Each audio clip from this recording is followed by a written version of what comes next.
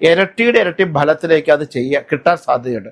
നിങ്ങൾ ഏതാണോ നിങ്ങളുടെ മനസ്സിൽ ഒരു ലക്ഷ്യം വെച്ചുകൊണ്ട്, നിങ്ങളുടെ മനസ്സിലകത്തെ ഒരു കാരകത്വം വെച്ചുകൊണ്ട്, ഒരു ജോലിയോ അല്ലെങ്കിൽ ഒരു വിവാഹമോ അല്ലെങ്കിൽ ഒരു സമ്പത്തോ അല്ലെങ്കിൽ ഒരു വീട് പണിയോ വസ്തു വിൽക്കലോ അങ്ങനെയുള്ള കാര്യങ്ങളൊക്കെ മനസ്സിലിരുത്തിക്കൊണ്ട് നിങ്ങളൊരു ഭജനം തുടങ്ങി വെച്ചാൽ. നമസ്കാരം, കൈപ്പേശ്ശേരി ഗോവിന്ദംപുരി. ഉത്തരായനം, ദക്ഷിണായനം, അങ്ങനെ രണ്ട് കാലഘട്ടത്തിലൂടെയാണ് നമ്മൾ എപ്പോഴും ജീവിച്ചിരിക്കുന്നത്. ഉത്തരായനം എന്താണെന്നും ദക്ഷിണായനം എന്താണെന്നും നമുക്ക് എല്ലാവർക്കും അറിയാവുന്നതുമാണ്. മകരമാസം 1-ാം തീയതി തൊട്ട് 6 മാസത്തേക്കുള്ളതാണ് ഉത്തരായന കാലം. ഉത്തരായന കാലങ്ങളിലാണ് ദേവന്മാരുടെ നവീകരണ ക്രിയകൾ, പ്രതിഷ്ഠകൾ ഒക്കെ, പ്രധാനപ്പെട്ട അമ്പലങ്ങളിലെ പ്രതിഷ്ഠകളൊക്കെ ഉത്തരായനത്തിലേ നടക്കുള്ളൂ, ദക്ഷിണായത്തിൽ ചെയ്യാറില്ല. ഏറ്റവും പ്രധാനപ്പെട്ട ഉത്സവങ്ങൾ, ലോകത്തെ എല്ലാ ഉത്സവങ്ങളും നടക്കുന്നത് ഉത്തരായന കാലത്തിലാണ്. ദക്ഷിണായത്തിൽ ഇല്ലാന്നല്ല, ഏറ്റവും കൂടുതൽ ഉത്സവങ്ങൾ 90% ക്ഷേത്രവുമായി ബന്ധപ്പെട്ട ഉത്സവങ്ങൾ നടക്കുന്നത് ഉത്തരായന കാലങ്ങളിലാണ്. അതെന്തുകൊണ്ടാണെന്ന് വെച്ച് കഴിഞ്ഞാൽ ഉത്തരായനത്തിന് വളരെ ശക്തിമത്തായി നിൽക്കുന്ന ഒരു പ്രാധാന്യം കൂടിയുണ്ട്. ശരിക്ക് ഭഗവാൻ സൂര്യദേവന്റെ പൂർണ്ണമായ പ്രകാശരശ്മികൾ ഭൂമിയിലേക്ക് പതിക്കുന്ന ഒരു കാലഘട്ടമാണ് ഉത്തരായന കാലം.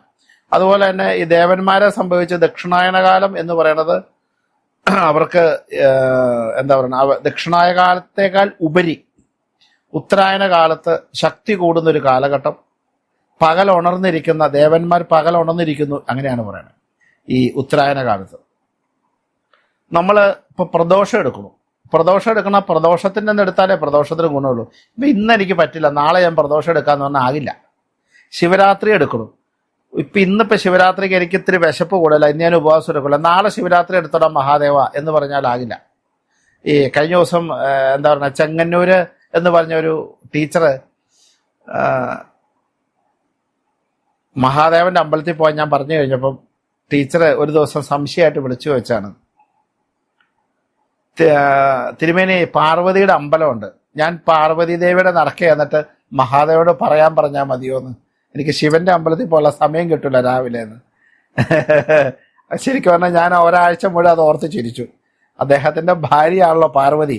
എൻ്റെ തൊട്ടടുത്ത് പാർവതി അമ്പലമുണ്ട്, ഞാൻ പാർവതിയോട് ശിവനെ പറയാനുള്ള കാര്യം പറഞ്ഞാൽ ഒന്ന് പറഞ്ഞേക്കുമോ എന്ന് ഞാൻ ചോദിക്കാം, അതുപോലെ എന്നെ വിളിച്ചു ചോദിച്ച പോലെ ആവരുത്.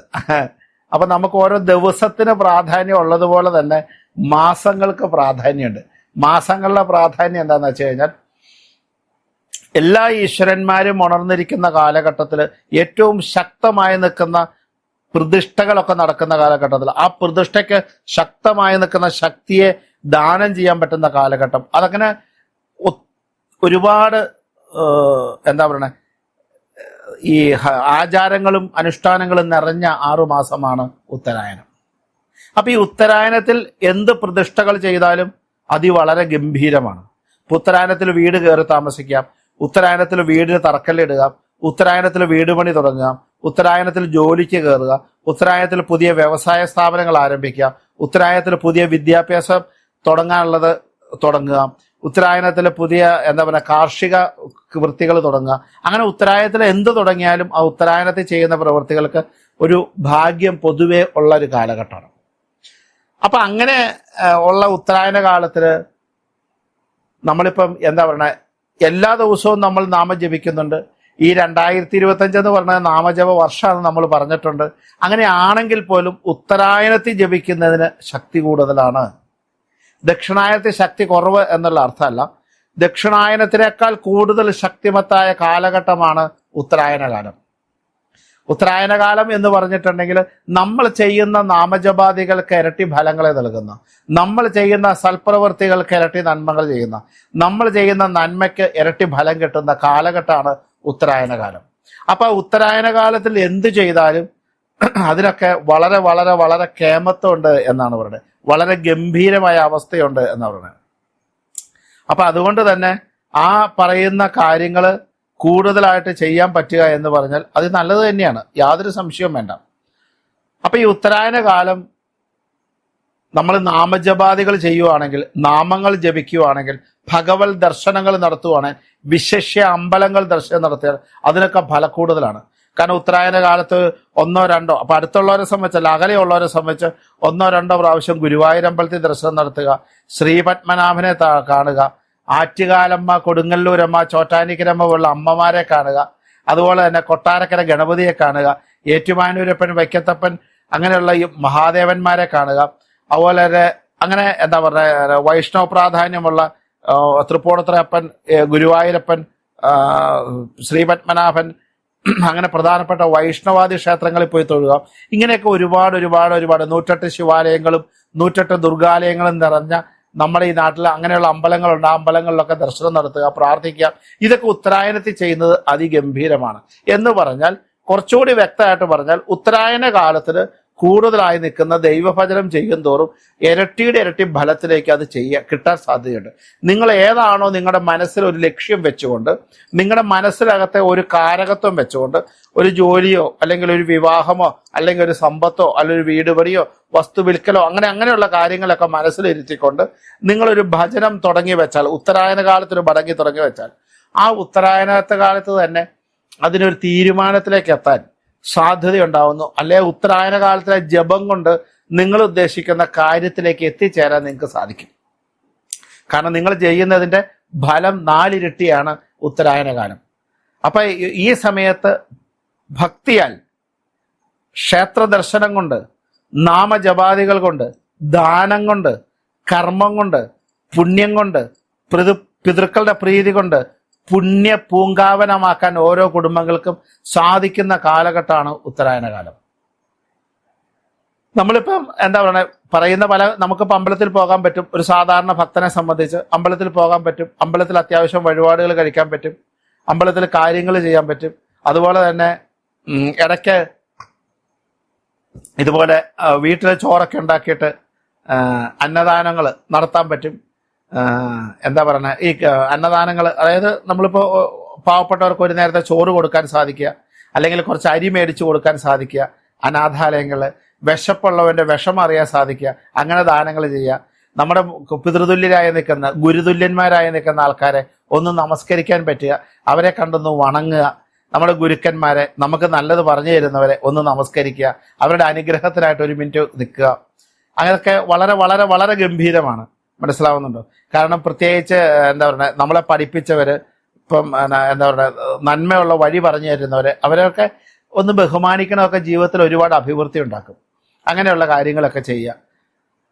അവളെ കുടുംബത്തിലെ കാരണവന്മാരെ ബഹുമാനിക്കുക, കുടുംബത്തിലെ മുത്തശ്ശിമാരെ നമസ്കരിക്കുക. ഇതൊക്കെ ഉത്തരായന കാലത്ത് ചെയ്യാൻ പറ്റുന്നതാണ്.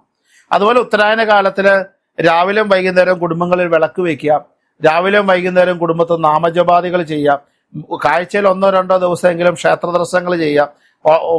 ഈ 6 മാസമുള്ളിൽ മഹാക്ഷേത്രങ്ങൾ 2-3 ദർശനം നടത്തുക. ഇതൊക്കെ വളരെ ഗംഭീരമാണ്. ഉത്തരായന കാലത്ത് ഞാൻ പറഞ്ഞ പോലെ ഗണപതിയുടെ ഏറ്റവും നല്ല കാലങ്ങളായി നിൽക്കുന്ന അനുഗ്രഹം, കാലത്തിന്റെ അനുഗ്രഹം ലഭിക്കാൻ, അത് കലിയുഗത്തിൽ വരുന്ന കാലത്തിന്റെ അനുഗ്രഹം ലഭിക്കാൻ ഏറ്റവും കേമമായ നാമം എന്ന് പറഞ്ഞാൽ ഹരേ രാമ രാമ രാമ ഹരേ ഹരേ, ഹരേ കൃഷ്ണ കൃഷ്ണ കൃഷ്ണ ഹരേ ഹരേ. കാലങ്ങളിൽ വരുന്ന, കാലദോഷം കൊണ്ട് വരുന്ന ദുരിതങ്ങളെ ഇല്ലായ്മ ചെയ്യാൻ ഏറ്റവും കേമം എന്താണെന്ന് വെച്ചാൽ ഹരേ രാമയാണ്. ഹരേ രാമ ജപിക്കാം.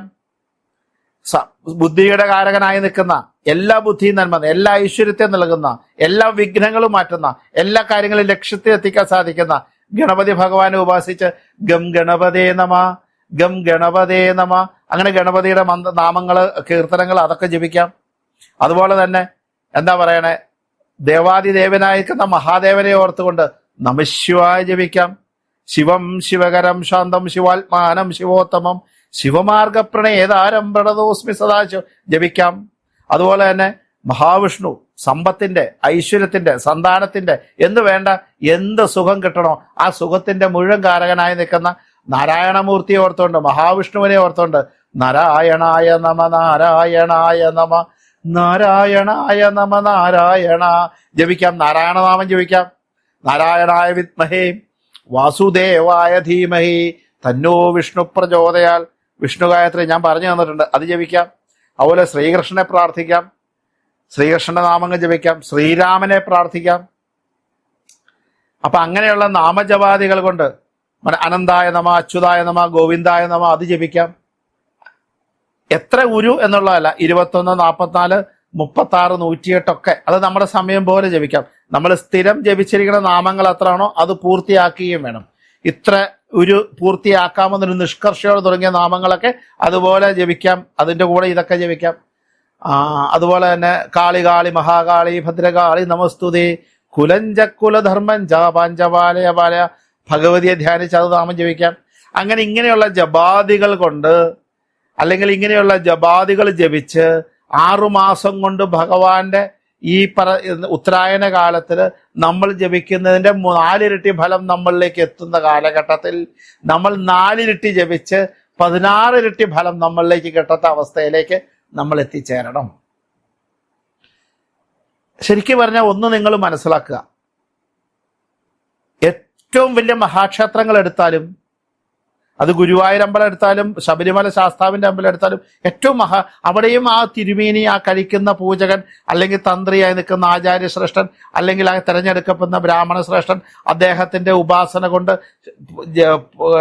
ഉപാസന കൊണ്ട് ശക്തമായി നിൽക്കുന്ന അവിടെ ഇരുന്നു കൊണ്ട് അദ്ദേഹം നിഷ്കർഷിച്ച വിധാനത്തിലുള്ള പൂജകൾ ആ ദേവനെ കഴിച്ചാണ് ആ ദേവന് ശക്തി ഉണ്ടാകുന്നത്, ആ ദേവന്റെ ശക്തി സ്വരൂപം വർദ്ധിക്കുന്നത്. അവിടെ പൂജകളും കലശങ്ങളും മറ്റു കാര്യങ്ങളൊക്കെ ആ ജപിക്കുന്നതെല്ലാം ഓരോ മന്ത്രങ്ങളാണ് എന്നുള്ളതാണ് അതിൻ്റെ പ്രത്യേകത. അത് പീഠപൂജ മന്ത്രങ്ങളായാലും മൂർത്തി പൂജാ മന്ത്രങ്ങളായാലും പ്രസന്ന പൂജയായാലും ആ ഭഗവാനെ കഴിച്ചാണ് ആ ഭഗവാന് കലശങ്ങളൊക്കെ ആടി ശക്തി ഉണ്ടാക്കുന്നത്. ഇതേ രീതിയിൽ സാധാരണയായി നിൽക്കുന്ന ഉപാസകന് ആ ദേവനിൽ സമർപ്പിക്കാനുള്ളത് അതേ മന്ത്രങ്ങളിലെ നാമങ്ങളാണ്. നമ്മൾ ചെയ്യുന്നതും അതേ പൂജ തന്നെയാണ്, പക്ഷെ നാമാക്ഷരം കൊണ്ടുള്ള നാമങ്ങൾ കൊണ്ടുള്ള അർച്ചനകളാണ്.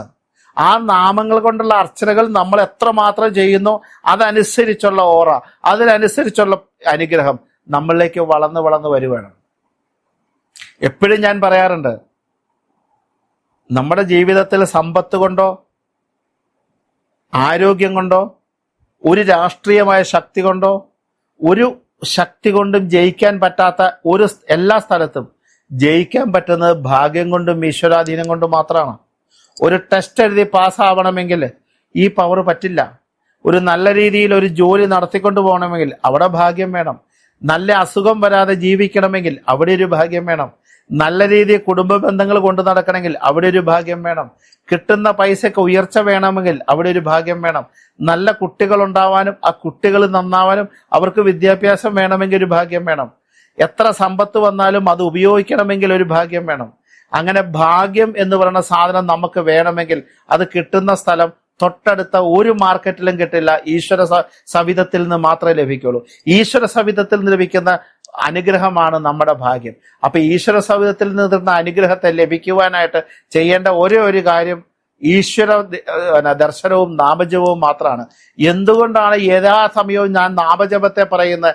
നാമജപത്തിലൂടെ കിട്ടുന്ന അനുഗ്രഹകല നിങ്ങളിലേക്ക് വരുമ്പോൾ ആ ദേവനും നിങ്ങളും ഒന്നമാകുന്ന തത്വമസി എന്ന് പറയുന്ന സ്വരൂപത്തിലേക്ക് എത്തുമ്പോൾ നിങ്ങൾക്ക് കിട്ടുന്ന അനുഗ്രഹമാണ് നിങ്ങളുടെ ഭാഗ്യം. ആ ഭാഗ്യത്തിലൂടെ ജീവിത വിജയങ്ങൾ കൈവരിച്ച് നിങ്ങൾ ശ്രേഷ്ഠരാകുന്നു. നിങ്ങൾ എത്രമാത്രം ശ്രേഷ്ഠരാകുവോ, എത്ര കേമന്മാരാവോ ആ കേമന്മാരാക്കിയാണ് എൻ്റെ ഓരോ വാക്കിൻ്റെയും ലക്ഷ്യം. അതുകൊണ്ട് തന്നെ ആ ജപാദികൾ പറയുമ്പോൾ അത് കേൾക്കുക മാത്രമല്ല, അത് ജീവിതത്തിൽ പകർത്തുമ്പോഴാണ് നമ്മൾ നന്നാവണേ. അത് പകർത്തി നമ്മൾ മുന്നേറുമ്പോഴാണ് നന്നാവണേ. ആ ഭാഗ്യം നിങ്ങളുടെ കുടുംബത്തേക്ക് കടന്നു വന്ന് ആ ശ്രീലക്ഷ്മിയുടെ അനുഗ്രഹത്തോടെ ഉത്തരോത്തരം അഭിവൃദ്ധിയിലേക്ക് വരുമ്പോൾ അത് ഭയങ്കര സംഭവമാണേ, കേമാണേ. അപ്പൊ അതാണ് നമ്മൾ ചെയ്യേണ്ടത്.